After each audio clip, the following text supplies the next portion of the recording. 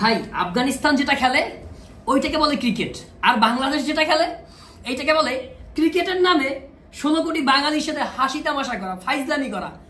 মায়ের দোয়া smart cricket board তারা যে ক্রিকেট খেলা এই বিশ্বকাপে দেখাইছে সেটা অনেকে প্রত্যাশা করে নাই। আর মোল্লাদের দেওয়া, মোল্লাদের মানে বিশেষ করে ইউরোপের দেওয়া যে তকমা, মোল্লাদের ক্রিকেট বোর্ড যেই ক্রিকেট দেখাইলো, মোল্লারা এখন আপনার মশলা চাষে পৃথিবীর মধ্যে অন্যতম সেরা দেশ হয়ে উঠছে, রুয়াবজা চাষ করতেছে মোল্লারা। এরপরে হচ্ছে আপনার মোল্লারা বিভিন্ন প্রকারের মশলা চাষ করতেছে মোল্লারা। হচ্ছে আপনার ক্রিকেট খেলায় এখন তারা সেমিফাইনালে চলে গেল। একটা নবাগত দল আমাদের অনেক পরে এসে আজকে ক্রিকেটে তারা কোথায় চলে গেছে। আর আমাদের সবসময় টার্গেট থাকে নেক্সট বিশ্বকাপ, এবং নেক্সট বিশ্বকাপের পরেই আমরা খেলি।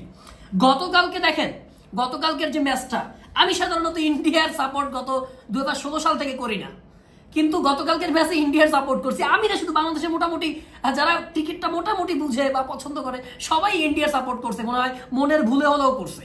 কারণ যদি অস্ট্রেলিয়া জিততো তাহলে অস্ট্রেলিয়া এমনি চলে যেত, সেক্ষেত্রে ইন্ডিয়ার সাথে অস্ট্রেলিয়া হারছে।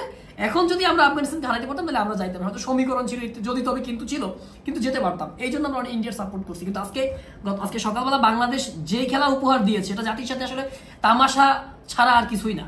3 উইকেট পড়ার পরে তারা সিদ্ধান্ত নিয়েছে তারা আর সেমিফাইনালের স্বপ্ন দেখবে না। সর্বশেষ তো দেখাই গেল। আর আমাদের তো লর্ড শান্ত ক্যাপ্টেন, যাকে দলীয় মানে অধিনায়ক কোটায় খেলায়, এবং তার কোন বাপ, তার কোন খালু, কোন চাচা, কোন মামা ক্রিকেট বোর্ডে আছে আই ডোন্ট নো, বাট এই প্লেয়ারটা খেলছে।